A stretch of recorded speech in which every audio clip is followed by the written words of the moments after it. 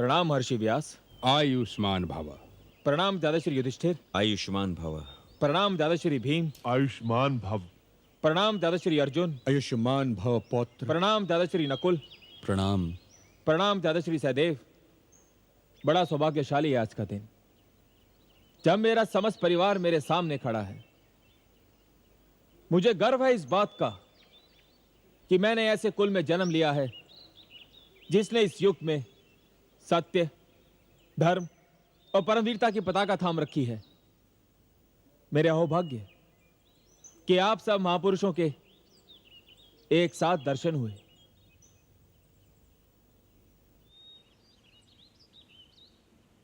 महात्मा बर्बरीक, हम सब एक विशेष उद्देश्य से आपकी सेवा में आए हैं।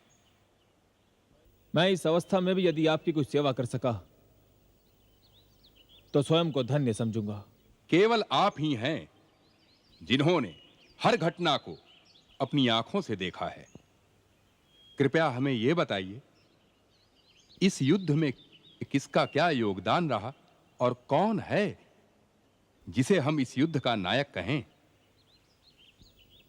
युद्ध में हर उस व्यक्ति का योगदान होता है जो युद्ध में भाग लेता है।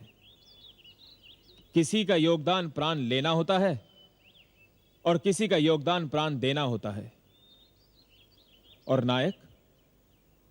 नायक तो हर योद्धा होता है, चाहे वो साधारण सैनिक हो या सेनापति। फिर भी यदि आपसे पूछा जाए आपने क्या देखा तो आप क्या कहेंगे? मैं वही कहूंगा जो मैंने देखा। और आपने क्या देखा? मुझे तो सारे युद्ध में रणभूमि में चारों ओर वासुदेव ही वासुदेव दिखाई दिए।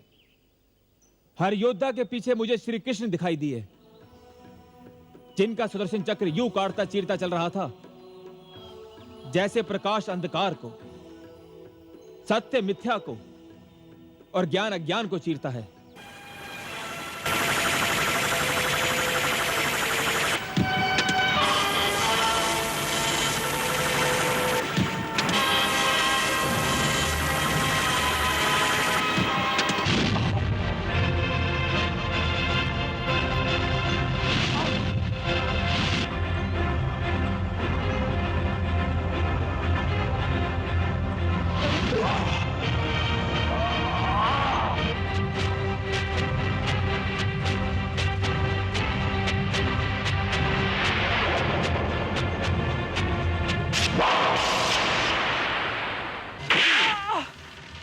तेरी छाती का लहू पीऊंगा दुशासन।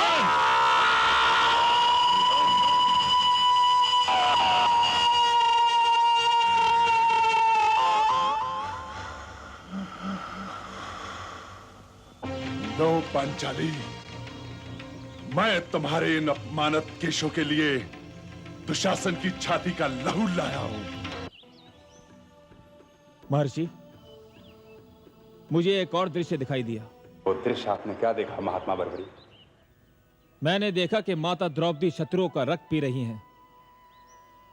मुझे पहले तो अपनी आंखों पर विश्वास नहीं हुआ, किंतु जब मैंने ध्यान से देखा तो मुझे लगा कि ये माता द्रौपदी नहीं, ये संसार की वो अनगिनत नारियां हैं जिन्होंने मानव जाति को अपना दूध पिलाकर पाला था, पर मानव जाति ने इनका तिरस्कार किया, इनका अपमान किया। वो नारियां जिनका समाज ने निरादर किया, जिनका चीरहरण हुआ, जिन्होंने इस अपमान से इन्हें बचाने के लिए एक एक को पुकारा पर किसी ने इनकी सहायता नहीं की। वो नारियां जो किसी की माएं थी, बहनें थी, बेटियां थी, किसी की पत्नियां थी, जो माता द्रौपदी का रग रग रूप थी, लेकिन जिन्हें केवल विलास की सामग्री समझा गया। मुझे लगा मानव जाति को दूध पिलाकर पालने वाली नारी के अपमान का यही दंड है। बस इसके अतिरिक्त मुझे और कुछ दिखाई नहीं दिया। प्रणाम केशव। पुत्र,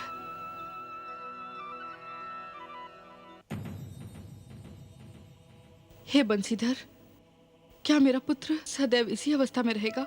कदापि नहीं। अपनी शक्ति का उपयोग तो हर प्राणी करता है। तुम्हारा पुत्र ऐसा पराक्रमी है जिसने असीम शक्ति रखते हुए भी उस पर अंकुश लगा दिया। महान है तुम्हारा पुत्र, जिसने युद्ध में भाग न लेकर सत्य और धर्म को विजयी बनाया। उसका यह त्याग तो हम सब पर ऋण है, और इस ऋण को न चुकाना तो मानवता का अपमान होगा।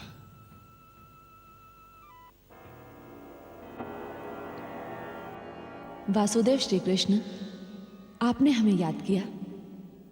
देवी, महात्मा बर्बरीक का धड़ लाया जाए। जो आज्ञा।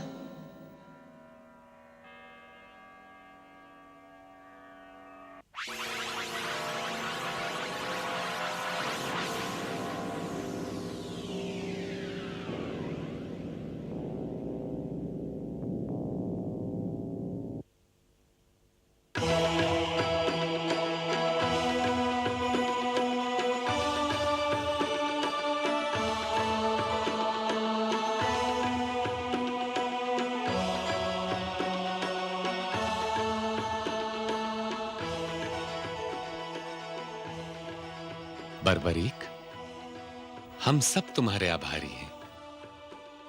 अब अपनी पूर्व अवस्था में आ जाओ।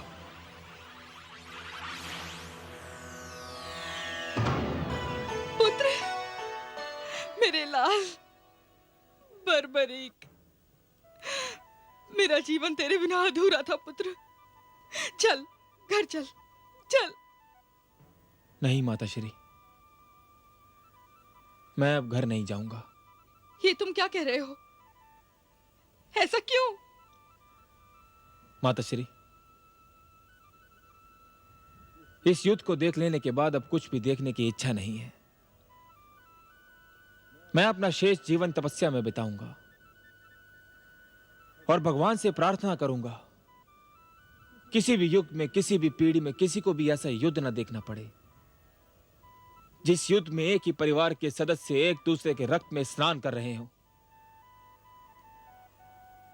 माताश्री, आप घर जाइए। मेरा मार्ग आपसे अलग हो चुका है। ऐसा मत कहो पुत्र, ऐसा मत कहो। इसे मत रोको कुलवधू मोरवी। इसने जो भी कहा उसका एक एक शब्द दर्पण के समान है।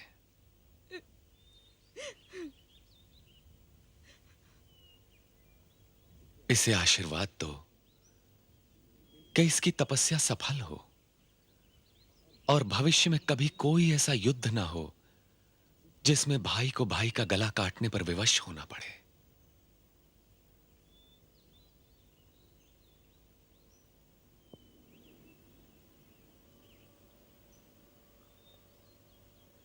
अनुज मेघवान, मेरे पास आओ। जाओ पुत्र।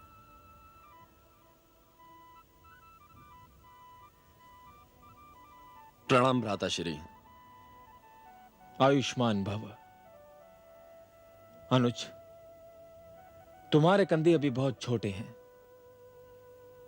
किंतु इन कंधों पर अभी तुम्हें दोहरा भार संभालना होगा।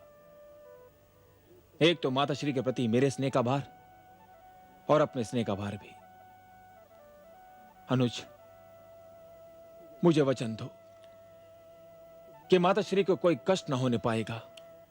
मैं वचन देता हूं भ्राताश्री, मैं माताश्री को कोई भी कष्ट नहीं होने दूंगा।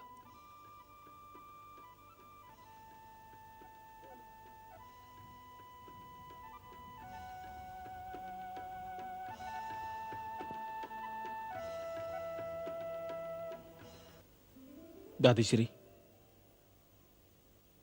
आपने मुझे धनुर्विद्या सिखाई, इसके लिए मैं आपका आभारी हूं।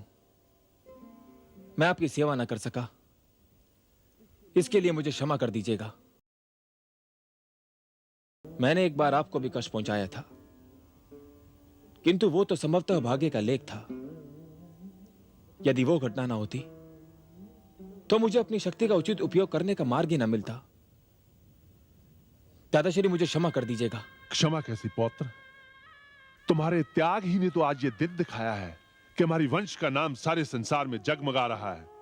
मुझे गर्व है अपने महान पौत्र बर्बरीक पर और पुत्र घटोत्कच पर, जिनके जीवन दान और त्याग ने मेरा सर गर्व से ऊंचा कर दिया है। आयुष्मान भव पौत्र। सर्व श्री पितामह जनों, मैं आप सबका आशीर्वाद लेकर जा रहा हूं, किंतु जाने से पहले एक विनती करना चाहता हूं। विनती नहीं, आप आदेश भी दे सकते हैं। आप तो महात्मा हैं। कहिए, क्या आदेश है महात्मा बर्बरीक? पितामह जनों, युद्ध हो चुका है, रक्तपात हो चुका है, विनाश हो चुका है। अब आप सबको मिलकर राज्य और जन समुदाय को वो देना है जो इन्हें अब तक नहीं मिला, निर्माण की चेतना और शांति का वरदान। आप 5 हैं, आप 5 के विचारों में तो मतभेद हो सकता है, लेकिन विचारों के मतभेद से घबराइए नहीं। आप 5 के लक्ष्य में मतभेद कदापि नहीं होना चाहिए। आप 5 का लक्ष्य एक होना चाहिए, राज्य और प्रजा को न्याय देना। आर्थिक न्याय, राजनीतिक न्याय और सामाजिक न्याय। आप सब भाग्यशाली हैं। आप सब के बीच में दादा श्री वासुदेव जैसे मार्गदर्शक हैं। इनके मार्गदर्शन से कभी मुंह ना मोड़िएगा।